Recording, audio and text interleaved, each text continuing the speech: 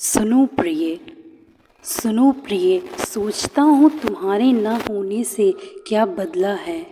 कभी कभी लगता है कुछ नहीं, क्योंकि ऐसा लगता है कि तुम मेरे बिल्कुल पास हो, मेरे साथ हो। और तुमने कहा था ना, किसी के चले जाने से ज़िंदगी नहीं रुकती। यही सच है।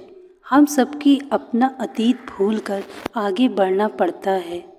पर अब सोचता हूँ कि तुमने आधा सच बोला था। तुमने ये नहीं बताया कि किसी के जाने के बाद ज़िंदगी चलती तो है, पर इसमें पहले जैसी बात नहीं होती। न खुशी, न गम, न चिंता, न अब सब चिंताओं से उभर पाने की कोशिश। सब कुछ खाली खाली सा होता है। आज भी जब तुम्हारे खत पढ़ता हूँ तो मुस्कुरा देता हूँ। सब कुछ आँखों के आगे जीवंत हो उठता है। वो चाहे बारिश में भीग कर आने के बाद तुम्हारा मुझ पर गुस्सा होना हो, या देर से घर आने पे नाराज़ होना हो, सब कुछ। अभी मुझे याद है, घर का दरवाज़ा नॉक करने पर तुम्हारा वो बेसब्री से दौड़कर दरवाज़ा खोलना। तुम्हें क्या लगता है मुझे नहीं पता चलता था?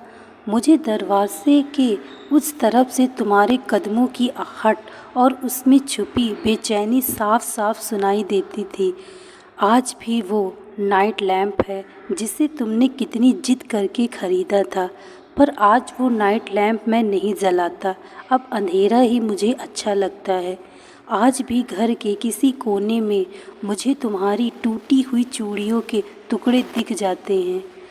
आज भी कंगन का वो टुकड़ा मैंने बहुत सहज कर रखा है जो तुम्हारी जिद की वजह से टूटे थे।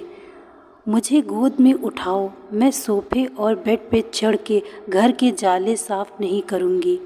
मुझे तुम उठाओ तो मैं साफ करूँगी। और उस दिन हम दोनों ही गिरते गिरते बचे थे, पर कंगन टूट गया।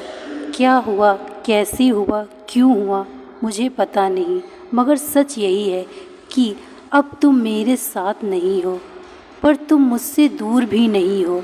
दूर होकर पास रहना, पास रहकर दूर होने से अच्छा है। तुम्हें पता है, जब मैं तुम्हारे शहर से हमारे टूटे हुए रिश्तों का बोझ उठाए निकल रहा था, उस वक्त ऐसा लगा कि मैं अपने पीछे खुद को उसी शहर में छोड़कर जा रहा हूँ।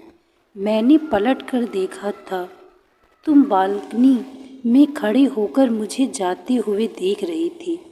मुझे हर कदम पे ऐसा लगता था कि अभी तुम दौड़ती हुई आओगी और कहोगी कि बस इतना ही प्यार था तुम्हारा, मैं तुमसे नाराज़ क्या हुई और तुम मुझे छोड़कर जा रहे हो।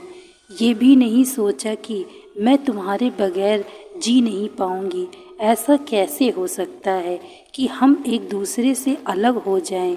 और तब मैं जाते जाते बार बार पीछे मुड़कर देखता ही, शायद तुम मेरे पीछे दौड़ती हुई आ रही होगी मुझे वापस घर ले जाने के लिए। लेकिन सड़क पर मुझे उन अजनबी और कुछ जाने पहचाने चेहरों में कहीं तुम्हारा चेहरा नहीं दिखाई दिया।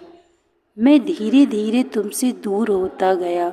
मुझे तब भी यकीन नहीं हुआ था कि हम अब हमेशा के लिए अलग हो गए हैं, कि अब हम कभी एक दूसरे को देख नहीं पाएंगे। इस दुनिया में हम दोनों ही होंगे, मगर अपनी अपनी दुनिया में। मुझे तो उस वक्त भी यकीन नहीं हुआ जब स्टेशन से मेरी ट्रेन मुझे तुमसे बहुत दूर किसी अजनबी जगह ले जाने के लिए रवाना हुई। मुझे लगा था कि अभी तुम ट्रेन के डिब्बे में कहीं से आ जाओगी और कहोगी, चलो हम साथ चलते हैं, सबसे दूर ज़िंदगी को नए सिरे से शुरू करते हैं। पर अफसोस, ऐसा कुछ नहीं हुआ। आखिरकार मैंने खुद को समझा लिया कि हमारा साथ यहीं तक था। पर हाँ, मैं शायद खुद को वहीं छोड़ आया हूँ। तुम जाके देखना उस स्टेशन पे जहाँ मैं तुम्हारा घंटों बेसब्री से इंतज़ार करता था, और फिर तुम आती थी।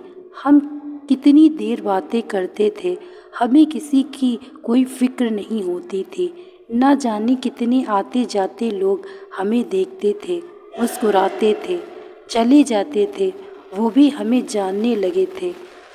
तुम पूछना उस मंदिर वाले बाबा से कि आपने कहीं उसको देखा है क्या। आखिर जब तक तुम नहीं आती थी तो मैं उनके पास ही जाकर बैठता था ना। तुम ढूंढना तुम्हारे सिरहाने तकिए के नीचे, मेरे सारे सपने, मेरी नींदें सब वहीं मिलेंगे। तुम्हें वो सब वहीं छोड़ आया हूँ मैं। तुम पार्क की उस बेंच पे मुझे ढूंढना जहाँ कभी सुबह शाम हम मिला करते थे।